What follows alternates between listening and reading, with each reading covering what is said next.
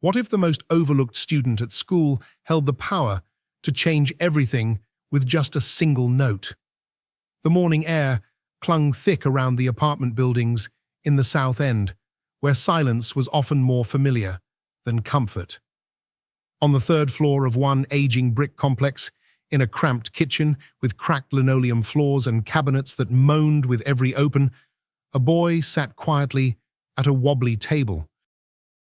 His name was Malik Carter, 13 years old, already carrying the solemn gaze of someone who had learned to listen more than speak. His back was straight, hands folded neatly in his lap, and beside him on the table rested an old, worn cello cassette's latch, long broken and held together with a faded shoelace. Across from him, his grandmother, Clara Carter, stirred a pot of grits. The scent of melted butter and salt lingered in the warm space. She moved slowly, deliberately, as if every step was choreographed from years of conserving strength. Her grey hair was tucked beneath a scarf, and her weathered hands bore stories too long to tell. She didn't say a word, and neither did Malik. Words were not their way, but something unspoken passed between them, something steady, something like love, wrapped in habit. The cello case looked older than Malik, the leather worn soft like the edge of a beloved book. It hadn't always belonged to him. Years ago, his mother, Denise Carter, had rescued it from the remains of an old art school that had caught fire downtown. Denise had been a music teacher before illness took away her strength and eventually her life. She patched the instrument together with care, painted it by hand, and placed it in Malik's lap when he was only 8. "It'll speak for you," she'd whispered, her voice shaking slightly, "when the world doesn't care to listen." He had held on to that cello like it was a lifeline. Even after she passed, especially after. In the hallway, near the radiator where the acoustics bounced just right, or on the roof under a sky lit by sirens and stars, Malik played. The sounds he drew weren't refined or technical, but they were raw and honest. When Clara cried quietly behind her bedroom door at night, he played lullabies he learned by ear. When other kids at school mocked him for the way he dressed or the way he spoke, he played louder until the sting of their laughter was buried beneath the vibration of strings. That morning, before dawn, a letter had arrived. Malik had been the one to open it, fingers trembling. The envelope bore the polished seal of Riverview Academy, a name that sounded like something meant for someone else. It didn't belong in their mailbox. But there it was, a full scholarship offer, tuition, books, uniforms, everything. Clara had cried openly, her arms wrapped tight around her grandson, repeating, "Your mama would have been so proud." But Malik didn't feel proud. He felt unsure, out of place, like he was being invited into a world he had no map for. He'd heard of Riverview before from kids in the neighborhood who spoke of its gold-trimmed gates and fancy classrooms with heated floors. The students there weren't just rich, they were legacy. Kids with last names that held weight and wallets that could bend rules. Their parents were lawyers, doctors, tech giants, the kind of people who never rode buses or bought clothes off clearance racks.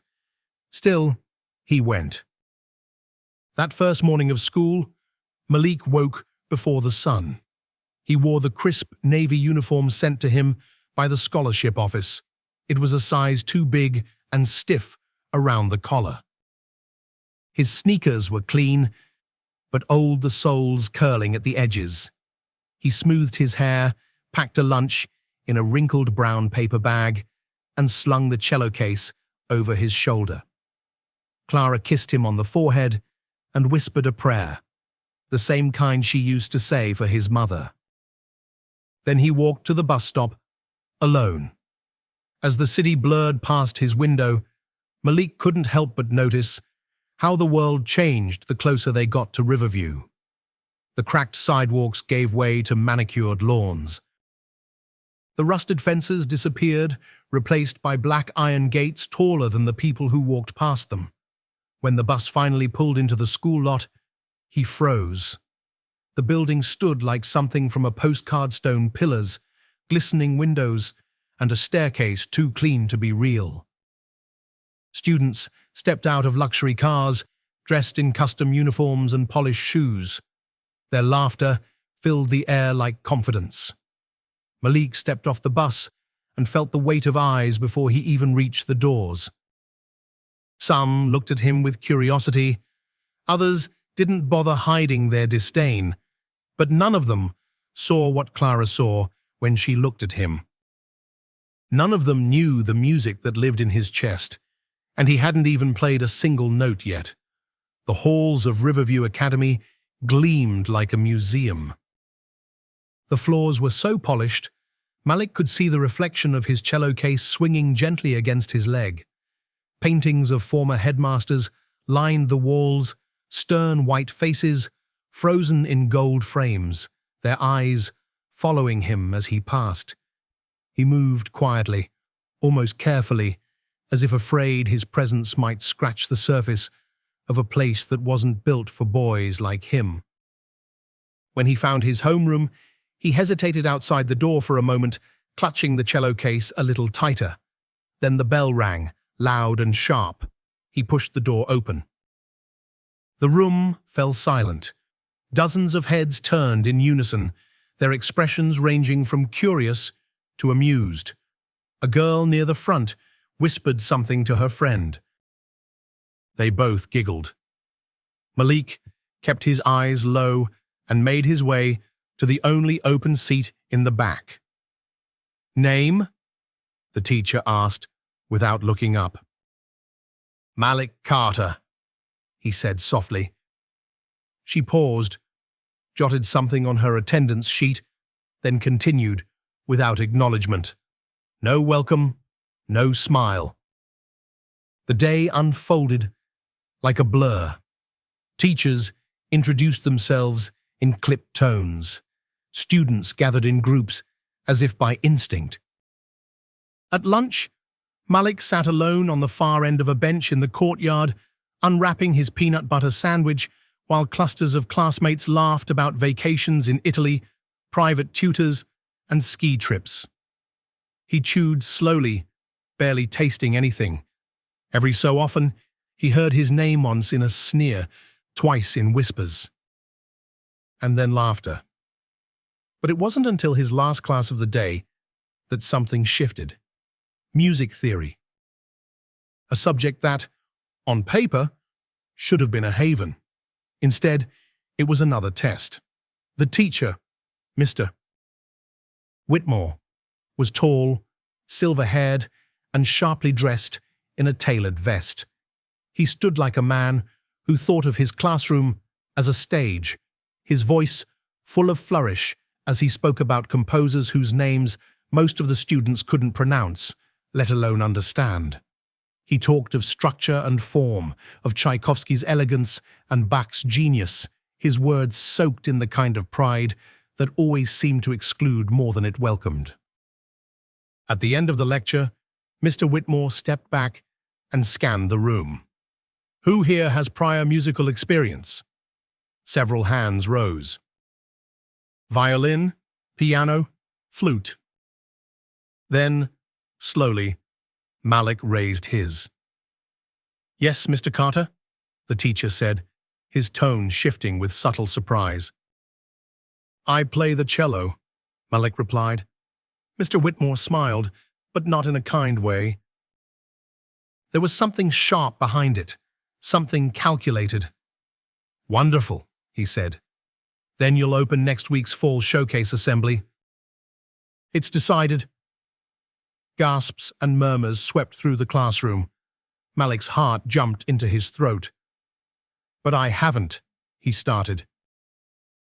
No need to be modest, Whitmore cut in. We're all very eager to hear your Interpretation. The bell rang before Malik could respond. Students filed out, some laughing, others shaking their heads. One boy passed by and muttered under his breath, "This is gonna be good." The kind of good that didn't mean applause. That night at home, Malik barely touched his dinner. His grandmother, Clara, noticed. "You all right?" she asked, not pressing, just watching. He nodded, eyes fixed on the window. After washing the dishes, he sat in silence with his cello in his lap, not playing, just holding it, fingers resting lightly on the strings. He wasn't sure if he was being given a chance or being set up for a fall, but either way, one thing was certain. Next week, he'd be standing alone on a stage, with everyone waiting to see him fail. Still, he couldn't forget what his mother once told him. When the world refuses to hear your voice, let the music speak louder. And deep down, past the doubt, there was something beginning to rise. It wasn't hope, not yet. But maybe, just maybe it, was the beginning of courage. The morning air carried a weight that Malik couldn't explain. It wasn't cold, but the chill of nerves settled deep in his chest. He moved through the motions of breakfast, without speaking, pouring cereal, setting the table, refilling his grandmother's cup, everything done with the precision of someone trying not to think too much. Clara watched him quietly, humming a gospel tune under her breath as she stirred her tea, but Malik barely noticed.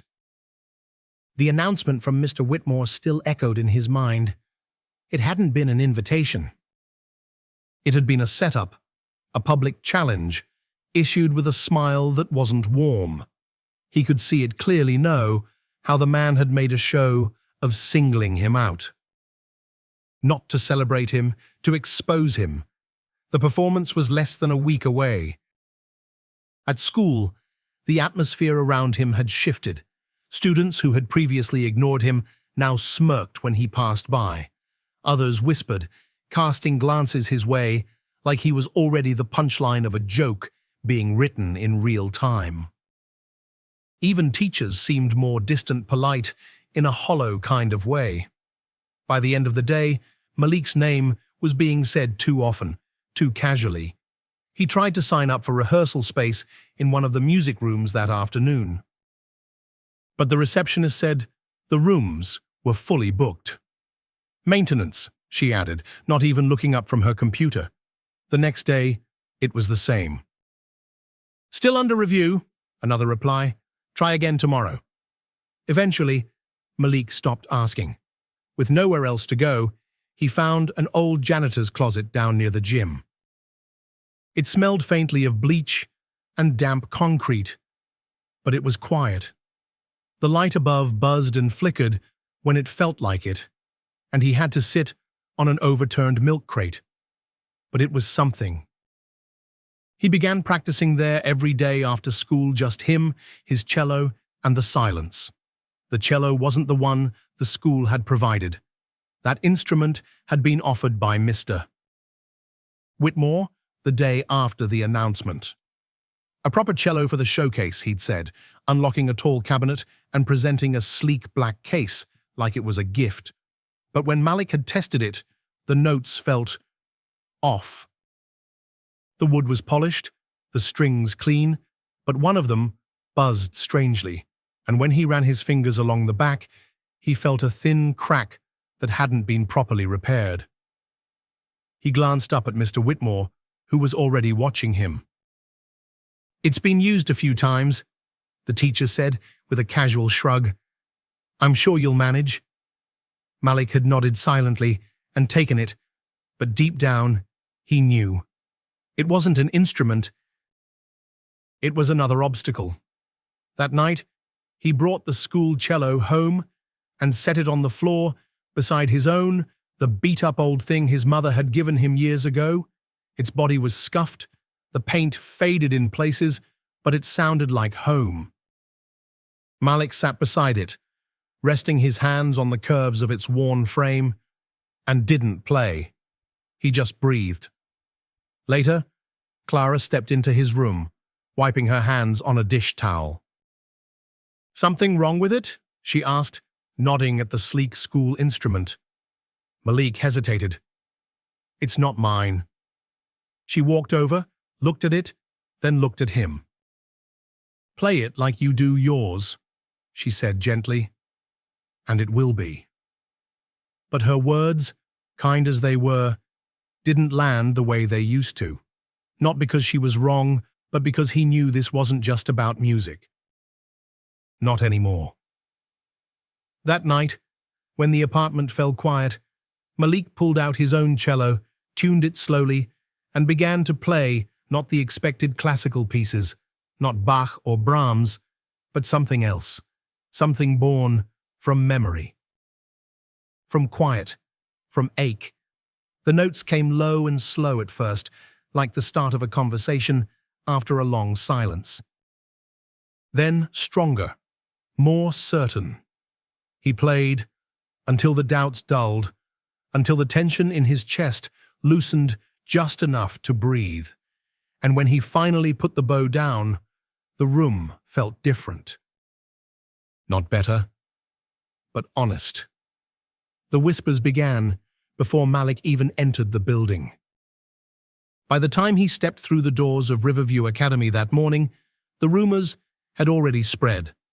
The fall showcase performance, once a simple announcement, had turned into something much larger. Students in the hallway murmured to each other as he passed. Some laughed behind cupped hands. Others openly stared, their faces full of expectation or worse, amusement. Malik didn't look at any of them. He walked the halls with his cello strapped tightly to his back, eyes forward, feet steady. But inside, a quiet storm brewed. His stomach twisted each time he thought about the stage, the lights, the auditorium full of parents and donors waiting to be entertained. And how many of them would expect him to fail? No one came out and said it, but Malik could feel it. He wasn't being given an opportunity. He was being offered up like a sacrifice, a curiosity, a scholarship kid in a school built for legacies and last names carved on plaques. And that stage, they didn't mean for him to shine on it. They meant for him to stumble. That afternoon, after his classes ended, Malik tried once more to access the music rooms. He carried the school cello this time, the cracked one Mr. Whitmore had insisted he use. As expected, the sign-up sheet had been marked off. Every time slot booked, every space taken, he didn't argue. He just turned around and headed back to the old maintenance closet near the gym. It was still dusty, still too small, still smelled like cleaning fluid, but it was his now. He shut the door, leaned his cello against the wall, and sat on the same overturned crate. The light above him flickered, casting shadows on the peeling paint. He picked up the cello and tried to tune it, but one string slipped. Another buzzed. He adjusted what he could, but the sound was wrong, flat. Off-key. No matter how carefully he pressed, the instrument resisted him. Malik lowered the bow and let his hands fall into his lap. He didn't need anyone to say it out loud. He saw what was happening. The setup wasn't subtle.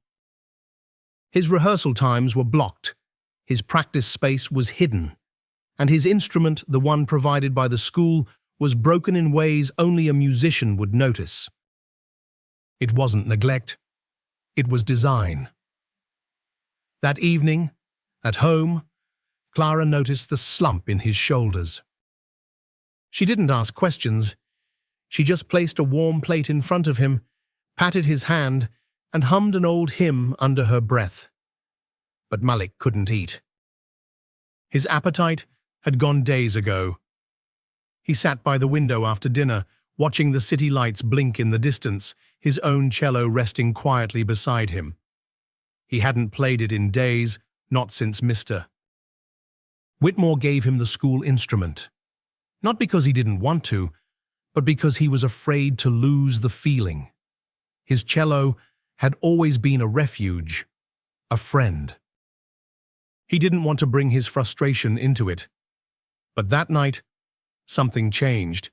He reached for it, his cello, the one, with scratches and paint, rubbed away from years of use.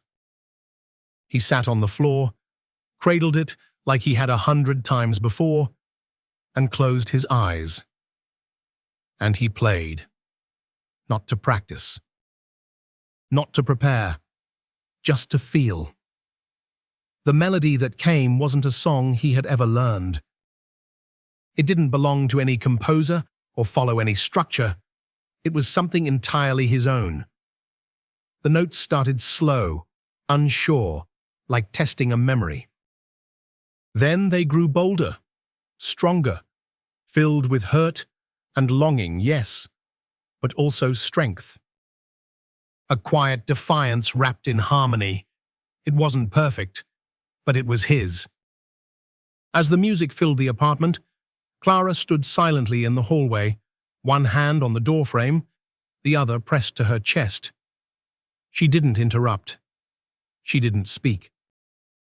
She just listened, her eyes closed, her breathing steady. When he finished, Malik let the silence settle. He didn't say a word. He didn't need to. Later that night, lying in bed, he stared at the ceiling and made a decision. He would not use the school cello. He would not perform someone else's idea of what classical music should sound like, and he wouldn't let himself be humiliated on a stage built to silence him. He would play his truth. On his own instrument, his own music, not for applause. Not for approval, but for his mother, for his grandmother, and for every quiet, unseen moment that had brought him here. The morning of the fall showcase arrived under a heavy sky. Malik stood in the kitchen, wrapped in silence, the steam from a chipped mug of tea curling in front of his face. Across the table, Clara moved quietly, her hands busier than usual folding, straightening, adjusting his collar for the third time. She'd ironed his shirt until it looked nearly new, laid out his slacks, and polished his shoes as best she could. His cello case leaned against the doorframe like it had always belonged there. She didn't speak until he moved to pick it up. "You ready?" she asked, not looking at him. He hesitated for a moment, then nodded. "Yes, ma'am." Not because he was sure, but because there was no other choice. The bus ride to Riverview felt longer than it ever had. Malik sat alone near the back, his cello case resting against his knees. The other students chattered about their pieces, their outfits, the conservatory scouts who might be in the crowd. Some checked their phones, others scrolled through sheet music on sleek tablets. They looked polished, practiced, prepared. Malik kept his gaze fixed out the window, the buildings passing like ghosts. When they arrived, Riverview Academy had been transformed. White and gold banners fluttered from the stone archways. Potted chrysanthemums lined the walkway. Teachers and parents moved briskly through the entryway, dressed in black coats and silk scarves, voices low but urgent. Inside the auditorium, the lights had already been tested. The grand piano gleamed at center stage. Every row of chairs had been aligned with precision. The air buzzed with expectation, tension, and the scent of furniture polish. Backstage, the students fussed with ties and lipstick, smoothing wrinkles and tuning strings. Malik stood near the curtain, clutching his cello case, feeling more like an intruder than ever. Miss Evelyn Harper, from the English department, appeared at his side. She didn't say much, just placed a gentle hand on his shoulder and looked him straight in the eyes. "Play your music, Malik." "Not theirs." Then she walked away, and before he could settle his breath, Mr. Whitmore called everyone to places. His voice carried through the wings like a gavel, crisp, measured. "Ladies and gentlemen," he began as he stepped on stage, "welcome to Riverview Academy's Fall Showcase." The applause was polite, scattered. "Tonight, you'll witness the excellence cultivated within these halls. Talent, dedication, precision, and, to open our program, something unconventional." There was a pause, just long enough for tension to build. "We have a performance by one of our scholarship students. Please welcome Malik Carter." The moment the name left his mouth, Malik felt an uncomfortable stir in the room. Not loud, but enough. A few chuckles, a parent shifting in their seat. One woman barely raised her hands to clap. Still, Malik walked out. The lights were blinding. The stage floor cold through the soles of his shoes. The polished grand piano to his left shimmered under the spotlights. He took his seat slowly, adjusted the end pin, rested the cello against his chest. The room went quiet. He couldn't see faces, just outlines. Rows and rows of shadows, some with arms crossed, some with phones raised. All waiting. Malik closed his eyes, and he remembered what his mother used to say when things felt too big. "When they try to make you feel small, baby, play like you're the biggest thing in the room." He took a breath, then another, and then the first note. It barely whispered into the air, soft, fragile, almost uncertain, but it was enough to still the room. He moved to the second note, longer, stronger, and slowly the melody took shape. It wasn't Bach, it wasn't Mozart, it wasn't what they expected. It was his. The music rose like something born from silence. It carried sorrow, yes, but also strength, pride, and a defiant grace. Malik didn't need sheet music. He didn't need anyone's approval. Every stroke of the bow told a story he had lived. Every shift in tone spoke of hallway stairs, locked doors, and years of being underestimated. The cello didn't sound like a school instrument, because it wasn't. It was the one his mother had given him, the one he had played through grief, through doubt, through long nights in the maintenance closet, and the audience felt it. The whispers stopped, the phones lowered, the silence thickened. Some leaned forward, unsure of what they were hearing. A few wiped their eyes without understanding why. Even the headmaster seated beside Mr. Whitmore shifted in his chair, suddenly unsure of the story being told. When the final note drifted into stillness, it hung there, suspended in air, refusing to disappear. No one clapped at first. Then, in the far left row, a woman stood. She clapped once, then again. And slowly, the room followed. Applause rolled like thunder, not rehearsed, not polite but real. Malik stood slowly, bowed once, then walked off the stage without a word. His cello case waited in the wings. He picked it up, carried it not like a burden, but like a banner, because tonight he hadn't just played, he had been heard. The next morning, Riverview Academy buzzed with something different. Whispers flew through the hallways like leaves in the wind. Students huddled near lockers, teachers paused mid-lesson, and even the janitor paused his mop to lean toward a hushed conversation. It wasn't about grades or sports scores. It was about the boy with the cello. The one who didn't belong and yet made everyone feel something they hadn't expected. Malik Carter had no idea. He walked through the front doors as he always did, head down, backpack slung over one shoulder, cello strapped tightly to the other. The echoes of applause from the night before still lingered somewhere deep inside him, but he wore no pride on his face. He had learned not to expect much, not praise, not fairness, not credit, especially not at Riverview. So when Ms. Evelyn Harper appeared at the front office and motioned him inside, he braced for the worst. She smiled gently as he entered. "Mr. Avery would like to see you."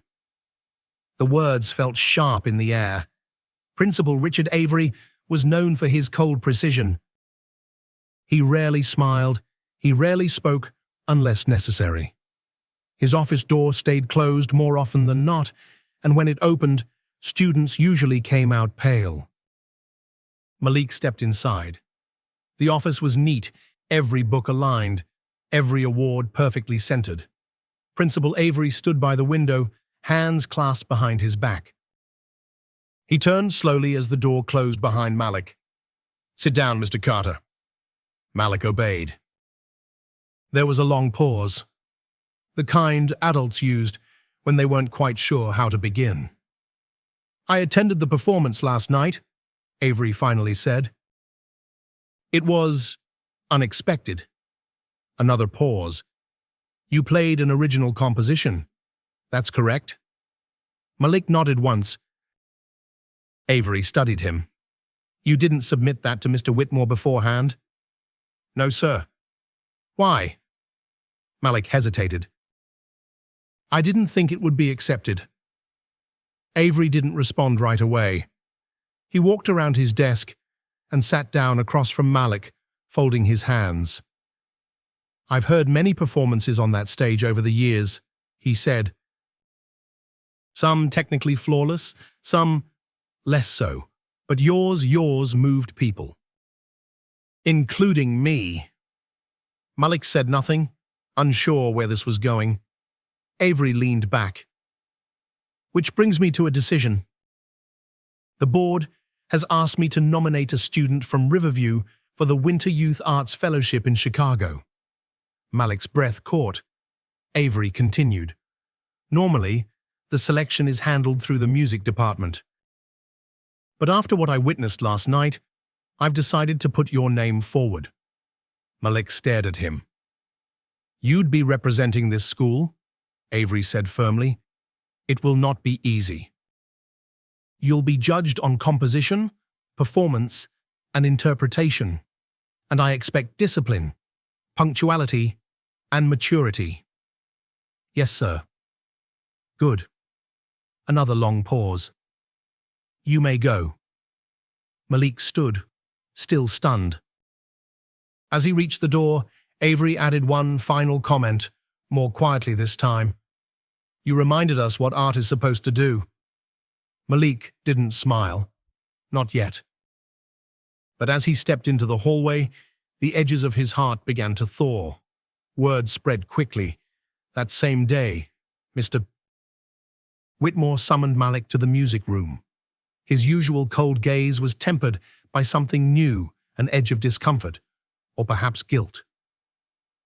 "I wasn't aware you were composing at that level," he said stiffly. "Why didn't you say anything?" Malik stood still. "I tried. Last semester." "You said my work lacked form." Whitmore blinked, clearly caught off guard. Malik didn't add more. He didn't need to. The silence between them said enough. That evening, back home, Clara Carter waited on the porch. When Malik handed her the letter of nomination, her fingers trembled slightly. She read it twice before folding it gently and pressing it to her chest. "I told your mother," she whispered. "Every night I talked to her, and I told her you'd break through." Malik didn't speak. He just sat beside her, their shoulders touching, watching the streetlight flicker on. He had played his truth, and now, for the first time, the world had decided to listen. The news of Malik Carter's nomination to the Winter Youth Arts Fellowship spread through Riverview Academy like wildfire. For some, it was met with quiet admiration. For others, confusion. A few students, the kind who never once acknowledged Malik in the hallways, began approaching him with half smiles and awkward questions. Some offered congratulations. Others asked if he'd be composing more. There were even whispers that Riverview might finally be shedding its reputation for elitism. But not everyone welcomed the change, especially not Mr. Whitmore.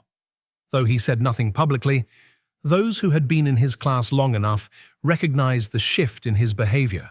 His tone grew sharper, his feedback more pointed. He rarely addressed Malik directly unless necessary, and when he did, his words lacked the warmth that others had started to show. At first, Malik tried to ignore it. He focused on his music. Each afternoon, he practiced alone, choosing the maintenance closet over the polished music rooms. He found comfort in that small, imperfect space, a single light bulb overhead, a mop leaning against the wall, and the sound of his own bow whispering truth into the silence. But the sabotage began quietly. One Monday, he found his rehearsal times erased from the sign-up sheet. Another day, his practice notes were missing from his locker. He wrote it off as disorganization, even when it happened again. Then, his cello string snapped mid-performance during a rehearsal. Malik knew the difference between wear and deliberate damage. He had checked the strings that morning. Someone had tampered with them. Still, he said nothing, because Malik understood something that his peers didn't. At Riverview, complaints could be spun. A boy like him, speaking up too loudly, risked being labeled difficult, disruptive, or even ungrateful. He remembered what his grandmother had once told him. Not every battle is fought with noise. Some are fought with grace. So Malik showed up. He kept practicing. He kept walking through the hallways with quiet dignity, nodding politely to classmates who now smiled at him like they always had. He let their words roll off his back and let his music speak louder than any retort. But it weighed on him. Late at night, he lay in bed, staring at the ceiling, the tune of his next composition dancing just out of reach. He would close his eyes and see his mother's face not in sickness, but in strength sitting beside him on their old couch, cello in her lap, guiding his hands. That memory became his anchor. Clara noticed the change, of course. He was quieter again, retreating into his thoughts. She didn't press him with questions. Instead, she cooked more than usual stews, cornbread, fried cabbage, all the meals that told him, "I see you. I'm here." Sometimes she would hum gospel while stirring the pot, and Malik would find himself relaxing just enough to breathe again. One evening, after dinner, she sat beside him as he tuned his cello. "You're quieter lately," she said, without looking at him. "I'm just tired," Malik replied softly. Clara nodded slowly. "You know," she said, "when your mama was your age, she used to cry after class sometimes. Her teacher told her once that no one wanted to hear songs from a black girl with calluses on her hands." Malik looked up, surprised. "She didn't quit," Clara continued. "She went home, wrote her own music, and played it every day. Played it till that same teacher cried in the back of the room." He swallowed the lump in his throat. "I didn't know that." "There's a reason your cello still sings," Clara said, placing a hand gently on his shoulder. "It remembers." He didn't speak, but her words wrapped around his heart like a second skin. The room went quiet, save for the soft creak of the floorboards and the steady breath they shared in silence. That night, Malik played.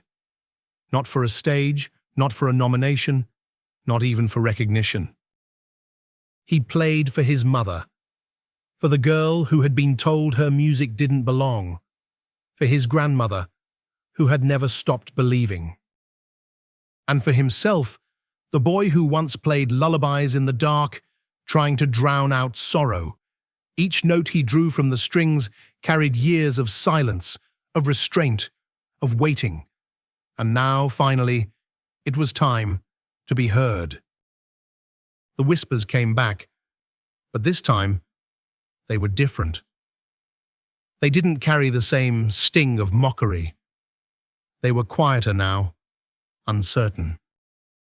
Malik heard his name spoken in hushed tones in the lunchroom, in hallways, outside classrooms. Sometimes there was admiration in the voices, other times something colder. Suspicion, resentment, because now he was more than just a scholarship kid with a cello. He was a threat, not a loud one, not the kind that stomped through halls demanding attention, but the kind that made people uncomfortable by simply being excellent in a space where he wasn't supposed to be.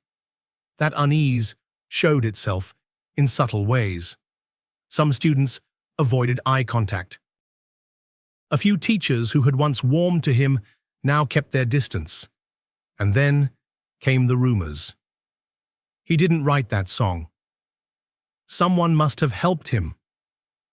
The only reason he got noticed is because people felt sorry for him. They came in fragments, behind locker doors, between sips of coffee, whispered over group projects. Malik didn't respond. He didn't defend himself, not because he didn't care, but because he had learned something deeper. Truth doesn't need to shout. Instead, he walked straight into the old maintenance closet that had become his sanctuary. The light bulb above still flickered. The air still smelled faintly of dust and forgotten things, and he began to compose again, not to prove anything. Not to silence the whispers, but because, in that cramped space with no one watching, he remembered who he was. He sat, cross-legged, with his cello across his lap, and the melody came to him like a memory. Slow at first, like a distant heartbeat, then stronger, sharper, clearer. The piece didn't follow any formal structure. It wasn't meant for conservatories or juried panels. It was meant for the ones who'd ever been ignored, pushed aside, looked over. He called it March of the Unseen, and it lived in every space he had been told he didn't belong. The next day at school, the tension in the air grew thicker. It had rained the night before, and Riverview's pristine walkways were slick with damp leaves. The sky hung low and grey, pressing down on the school like a secret waiting to burst. Inside, the corridors buzzed with anticipation. An announcement had been made during morning assembly. The school's annual Week of the Arts was approaching a highly anticipated tradition. Donors, talent scouts, and representatives from elite music institutions would be in attendance. Students were encouraged to audition, to submit their work, to bring their best. For most of Riverview, it was a chance to shine. For Malik, it was something else entirely. He didn't expect to be handed a slot. He knew better than that. But he had hope. A small, stubborn one. He had worked harder than anyone, played with more heart than most. Surely they had to see that. But the week passed, then another. And the list of selected students was finally posted. It was printed in elegant serif font and taped to the glass case outside the main office. Students crowded around, elbowing gently to find their names. There were cheers, a few disappointed sighs, but mostly celebration. Malik stood at a distance, waiting for the crowd to thin. Then he stepped forward. His eyes scanned the list once. Then again, then a third time, slower this time. Nothing. Not underperformance, not under composition, not even under alternate selections. It was like he didn't exist. A strange quiet filled his chest. Not rage, not shock, just a tired ache. The kind you get when you've been holding out hope and someone lets go of the rope. He stared at the paper, his reflection faint in the glass. Behind him, the hallway emptied out. Then he heard her voice. "It's not fair," she said. He turned. It was Mrs. Evelyn Harper, the English teacher who had always spoken to him like he mattered, even when others didn't. "We're not going to let it stand," she continued, her arms folded tight, her jaw set. "I talked to the board. There's no reason for your name to be missing. They know what you did on that stage, but some people still want you invisible." Malik didn't answer. He didn't need to, because for the first time, someone else had said it for him. Harper took a breath. "Not this time," she said. "We're going to make our own stage." Malik didn't ask for a stage. But sometimes life builds one under your feet when silence no longer fits. It was Ms. Evelyn Harper who started it. She spoke with fire during the next faculty meeting, refusing to let the injustice slip quietly into another forgotten file. Her voice, steady and unapologetic, rippled through a room that was used to nodding along and moving on. She called it what it was not, an oversight, but a decision. Within days, whispers spread again. But these weren't like the ones before. These were questions. Challenges. Demands. Why wasn't Malik Carter on the list? Didn't he bring the whole auditorium to tears during the winter recital? Didn't he write his own piece? Play it from memory. Move like the music was sewn into his spine? The student council caught wind of it. Then the arts committee. Then someone from the local community college's music department, who had attended the winter recital by chance, posted a video clip of Malik's performance online. It went viral in ways none of them expected. Not millions of views. Not flashy headlines. But it found the right people. A music blogger called it a raw echo of genius. A retired orchestra conductor said he hadn't heard such emotional clarity in a student performance in years. And just like that, the silence broke. The school's headmaster, Principal Richard Avery, finally called Malik into his office. The room was as polished as ever dark wood paneling, tidy shelves of awards, and a portrait of the school's founder looking stern and disapproving. Principal Avery didn't apologize, not directly. Instead, he offered Malik a place on the Week of the Arts program as a special feature. Malik sat quietly in the leather chair, his back straight, his eyes clear. "No, thank you," he said, his voice steady. Avery blinked. "Excuse me?" "I'll be performing," Malik said, "but not on your stage." That evening, Malik and Ms. Harper met in the old auditorium, the one the school barely used anymore. The seats were dusty, the curtains faded, but the acoustics were beautiful. She unlocked the doors with an old staff key, looked at him, and said, "We'll fill these seats ourselves." They got to work. Mrs. Harper helped contact local musicians and teachers. Some students from Riverview quietly offered to volunteer. A group of parents heard about what was happening and offered to help spread the word. The night of the performance came faster than anyone expected. It was held the same evening as the school's official arts gala, just a few blocks away. But something surprising happened. As the clock neared 7, more and more people began walking toward the smaller auditorium. Strangers, neighbors, former alumni, musicians, community leaders. They came because of the story. They stayed because of the music. When Malik stepped on stage, wearing a simple black suit and carrying his cello, the room fell silent. No spotlight, no announcement, just Malik. And a song called March of the Unseen. He played with everything he had. The sound rose and curled through the air, wrapping around each listener like a memory they hadn't known they carried. It was strong and soft and aching and proud. It spoke of kids who waited too long to be called on, of voices talked over, of names forgotten in the back of the class, and of what it means to finally be heard. When he finished, no one clapped at first. Not because they didn't want to, but because the room was still holding its breath. Then someone stood up. Then another, and another, a standing ovation, not choreographed, not polite, but real. Malik looked out into that crowd and saw his grandmother, Clara Carter, sitting front row with tears running down her cheeks, Ms. Harper beside her, beaming with pride.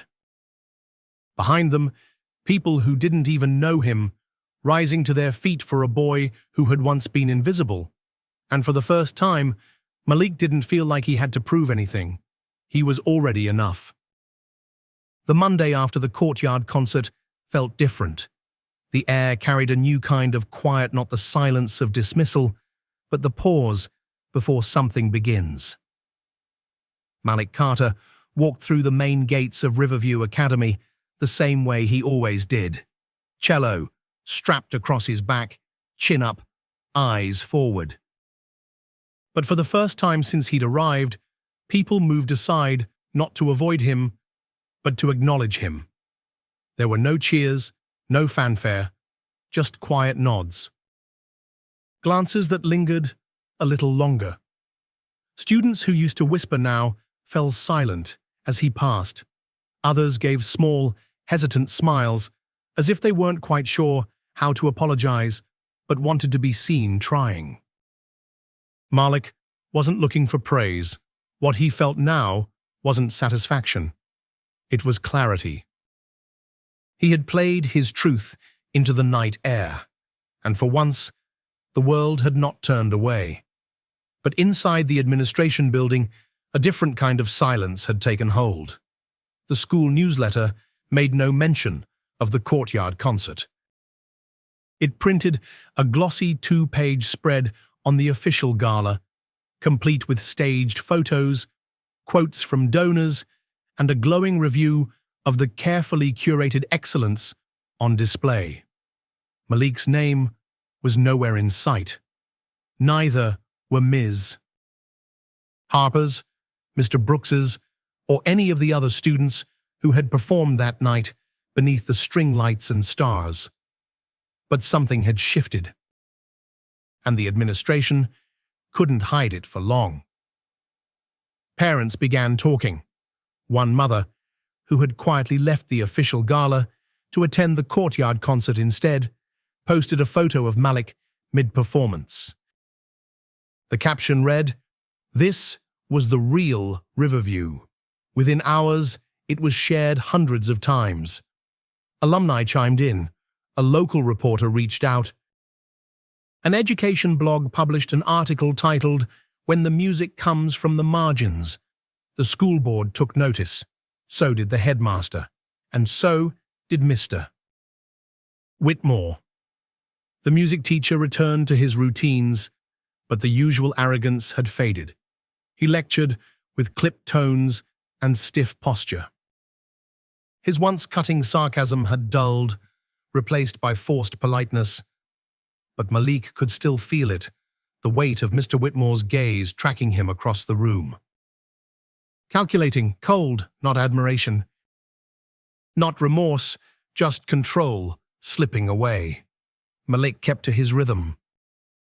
He still practiced every day still in the same storage room near the gym, with the single flickering bulb and the squeaky door.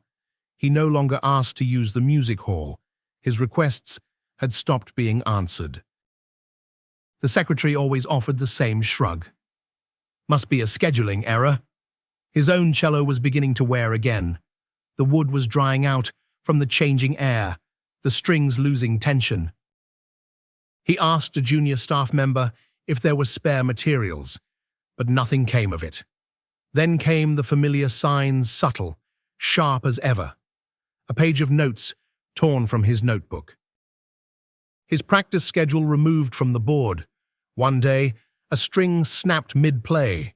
He'd tuned it that morning. Sabotage. But he said nothing. Malik had learned early what happened when you spoke up too soon, too loud, too black. He kept playing anyway. Every stolen hour in that tiny closet became an act of defiance. He let his music speak for him again and again. And still, Riverview said nothing, until one Thursday morning, an email landed in his inbox. No subject line. Just a formal summons. He and several others were to appear before the school's disciplinary committee. The reasons were vague, unauthorized use of school property, disruption of campus events, violation of performance guidelines. Among the names, Malik Carter, Evelyn Harper, Calvin Brooks, and 8 students who had helped organize the courtyard concert. It wasn't discipline. It was punishment. The emails spread like wildfire. By lunchtime, the entire school knew. Some laughed nervously, others looked down at their feet, but many were angry. That afternoon, those named in the summons met in the library. No one cried, no one shouted. They just sat around the long table, silent, steady, knowing exactly what this was. This wasn't about rules. It was about control. Ms. Harper drafted a letter that night. It wasn't angry. It wasn't emotional. It was precise, unflinching. It detailed the exclusion, the sabotage, the silence, and the refusal to see value beyond tradition. She printed copies. The next morning, the letter was taped to every classroom door. By noon, it had reached the school board. By evening, it had gone national. A fire had been lit. And this time, Malik would not be the one to put it out. The news broke quietly at first, a whisper between teachers, a murmur in the hallways. But by Friday afternoon, everyone knew. Ms. Evelyn Harper had been placed on administrative leave.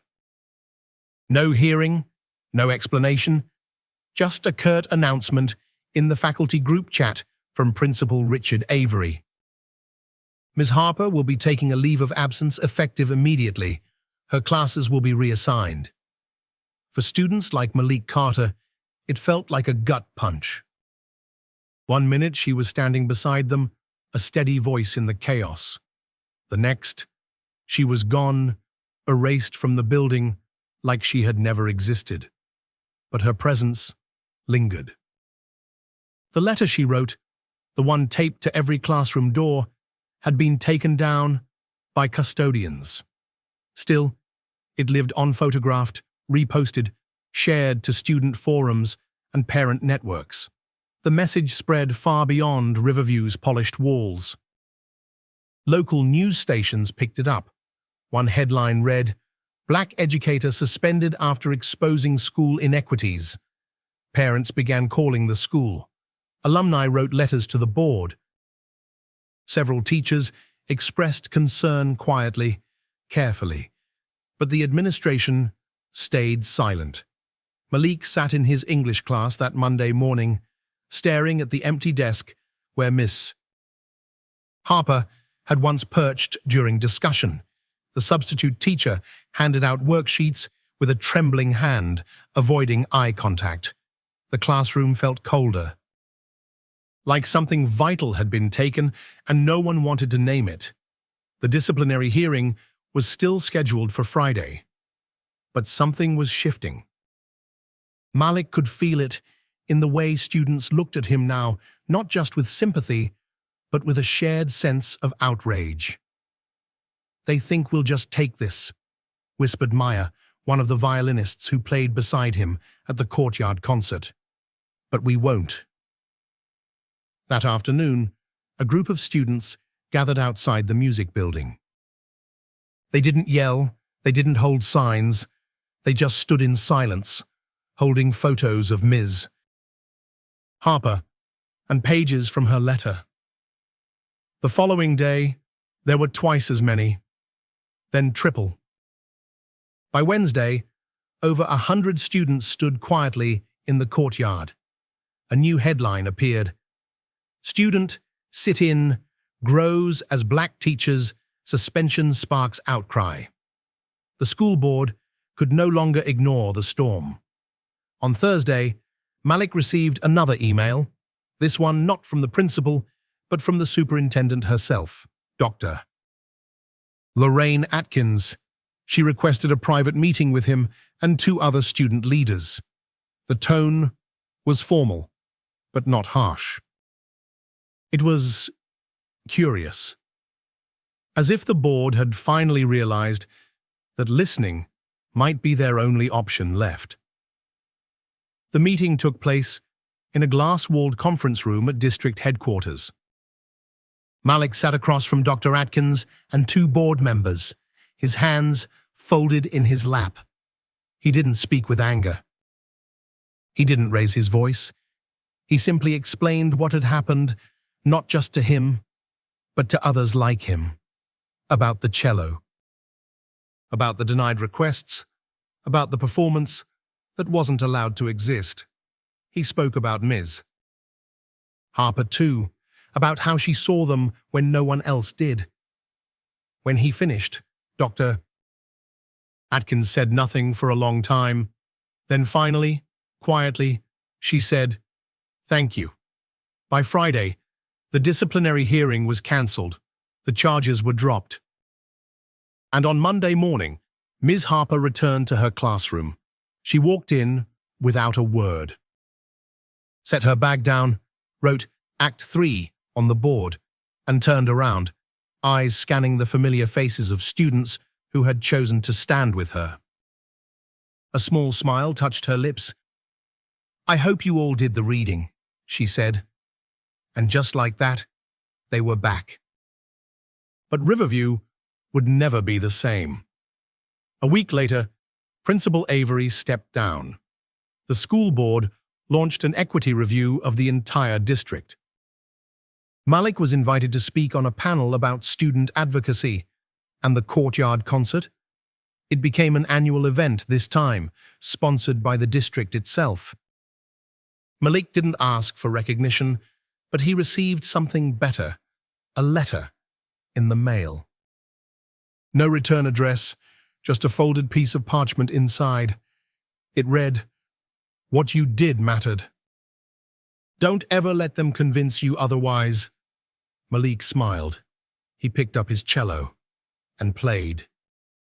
Spring melted into summer, and with it came the kind of stillness only found in the final days of the school year.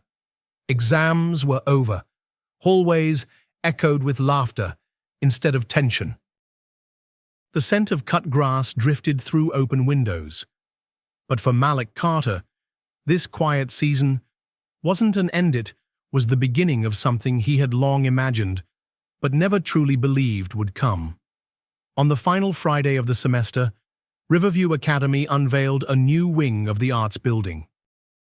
It wasn't large, just 2 refurbished rooms and a small practice hall, but it was enough. The space had been donated anonymously, though everyone had a good guess. A plaque hung by the entrance, carved with simple words, "In honor of voices that refused to be silenced." Malik stood beside Ms. Evelyn Harper, looking at it with quiet awe. "It's not about me," he said. She smiled, folding her arms. No, but you were the spark. He didn't reply. He didn't have to. That night, as golden light settled across the quad, students gathered for the second annual courtyard concert. This time, it wasn't hidden. It wasn't held in defiance. Folding chairs had been arranged in neat rows. Parents, teachers, alumni, even school board members filled the seats. A real stage had been set up, lights and all. And right in the center of the program, listed third among the featured performers, was Malik Carter. When he stepped onto the stage, cello in hand, the crowd hushed. His fingers trembled slightly as he positioned the bow. But then came the first note clear, bold, alive. The music poured out of him, not as resistance this time, but as celebration. Behind him, projected against a white canvas, were photographs from the last year. Images of the first courtyard performance, the student sit-ins. The article that had gone viral, a picture of Ms. Harper returning to her classroom. A photo of Principal Avery's empty office. Malik didn't see the slideshow while he played, but the audience did. Many of them wept. When the last note faded, he opened his eyes. The applause came fast. And long. People rose to their feet, cheering, clapping, some even shouting his name. But Malik didn't bow. He simply looked out into the sea of face, his classmates, his teachers, his community, and gave a single nod. That moment would stay with him forever. In the weeks that followed, Malik received letters from across the country. Music schools invited him to apply. One conservatory offered a full scholarship. He read each message with humility, understanding that his talent had finally been seen for what it was on his terms. But it wasn't just about him anymore. Ms. Harper announced she would be leading a district-wide diversity initiative the following fall. Mr. Brooks began mentoring younger students who felt overlooked. Mr. Whitmore, after quietly resigning, disappeared from the conversation altogether. And as for Malik, he made a decision. He would leave Riverview, but not to escape. He'd graduate a semester early and begin studies at the conservatory in the city. It was a tough choice. He'd grown stronger here, found his voice here, but he knew when it was time to take the next step. On his last day, he stopped by the old storage closet near the gym, the one that had served as his makeshift practice room. It was empty now, cleaned out. A sign taped to the door read, "Reserved for Malik Carter until the music found a home." He smiled, then slipped inside one last time. Ran his hand along the scratched walls, closed his eyes, and listened to the echo of memory. Then, with one final look, he turned off the light. Riverview had tried to break him, but instead, it became the place where he built his legacy. The city was waking up slowly, as if it too needed time to accept the change that had quietly settled into its bones. A warm breeze drifted through the cracked windows of the Carter apartment, rustling the edge of a calendar that still bore last month's dates. The soft clink of a spoon in a teacup broke the quiet. Clara Carter was stirring honey into Malik's cup, just the way his mother, Denise, used to do. Malik sat at the kitchen table, dressed not in a school uniform, but a crisp white shirt and slacks. His cello rested beside him, its case newly reinforced, the edges sewn up with leather gifted by one of the teachers from the courtyard concert. It wasn't fancy, but it was solid, just like him. Clara placed the cup in front of him. "You packed everything?" she asked, her voice gentle but firm. Malik nodded. All set. She sat across from him, her eyes softening. You sure about this? He didn't answer immediately. Instead, he looked around the small kitchen. The fading wallpaper, the sunlight dancing on the chipped counter, the clock above the sink that hadn't worked in years, but still hung proudly. This was the place he had learned to play in the quiet, to persist when the world offered no applause. I'm ready, he finally said. He wasn't leaving because he was running away. He was leaving because the time had come to grow. That afternoon, a neighborhood music school held a send-off event for Malik. It was small, just a few rows of folding chairs set up in a community center, but people came, not just from the school. Neighbors, teachers, students who had once ignored him. They showed up in jeans and t-shirts, Sunday hats, and sneakers. Some brought snacks. One little girl brought a drawing of Malik playing the cello under stars. Ms. Harper was there too, standing quietly in the back of the room. She hadn't said much in recent days. After the disciplinary review ended and Principal Avery's resignation was finalized, she had focused on helping students prepare for their futures. But when Malik took the stage that day, she stepped forward. We didn't gather to celebrate a prodigy, she told the crowd. We came to honor someone who showed us what courage looks like when no one is clapping. Then she turned to Malik. You didn't just change this school. You reminded us of what education is supposed to mean, and no matter where you go, that truth follows you. Malik's fingers trembled slightly when he picked up his bow, not from fear, but something deeper, something like gratitude. He played a short piece, not one he'd composed, but something his mother had taught him when he was just a boy. A lullaby. Simple, pure. The same song he had once played to help Clara sleep when grief stole her rest. The notes carried through the small room. Some cried, others just listened, still and reverent. When the final note faded, there was a moment of silence, then applause that rolled like thunder across the floor. After the crowd had thinned and hugs had been exchanged and photos taken, Malik walked outside into the early evening air.